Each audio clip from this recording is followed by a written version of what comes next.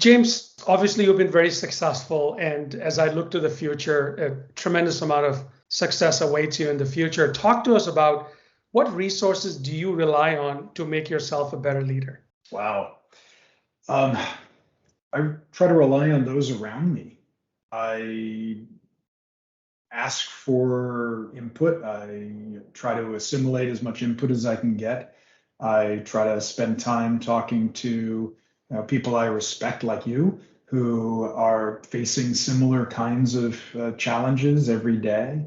I think I've been very fortunate to have a really wonderful friend group, mentors. I've got folks who have been investors in us over the years that I think have really great insights as professional investors or operators themselves. I think the biggest problem a leader can face is when they stop listening and they just assume that the only voice that's necessary is their own. We all do it from time to time, and then we need to check ourselves and kind of take a step back and go, oh, right, yes, I have to, I benefit from, I can ask for input and be able to use that input. Use it, with good judgment, but try to get as much input as possible.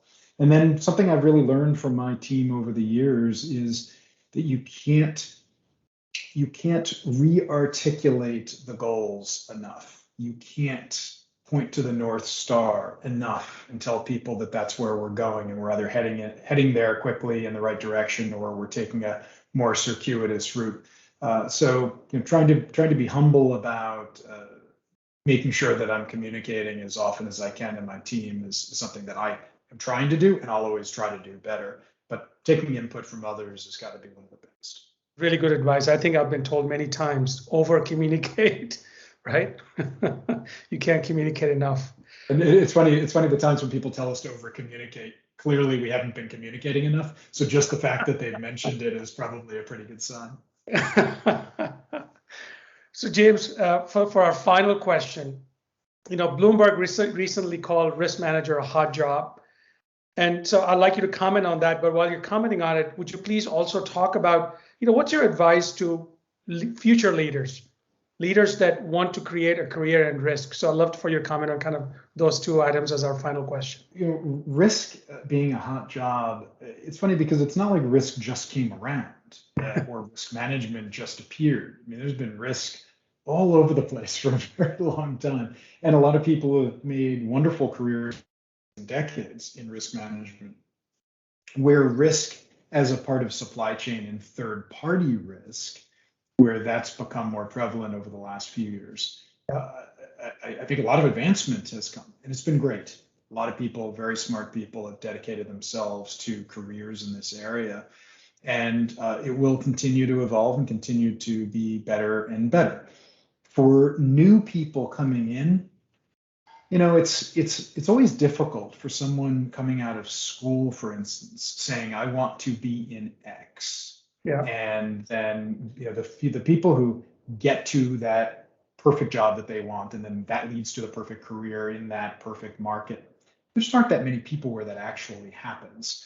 So I think it's always good to think in terms of kind of lily pads and stepping stones, being able to advance your career, even if it means it's a little bit to the left or a little bit to the right. If you know that directionally you're going in a direction you want, that's great. And if you don't know the direction that you want to go, it's about doing things that round your skills out, test you, give you a plethora of skills to be able to talk to, because every new set of skills you accumulate, the broader the next opportunity for the next stepping stone may be.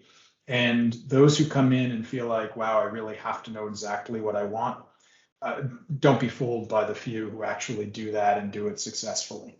I would make sure that you have a roadmap and where you kind of want to try to go, but be flexible about how you get there. James, I like this thinking around stepping stones, right? Because you're not talking about a singular direction, but sometimes these stepping stones to the sides actually create tremendous opportunity.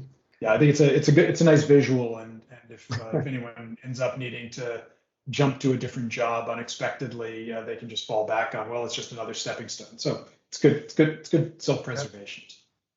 James, thank you so much for making time for us today. I know our team loves collaborating with you and your team, and we wish you great success. Thanks again. Thank you. I wish you all the same. Many thanks.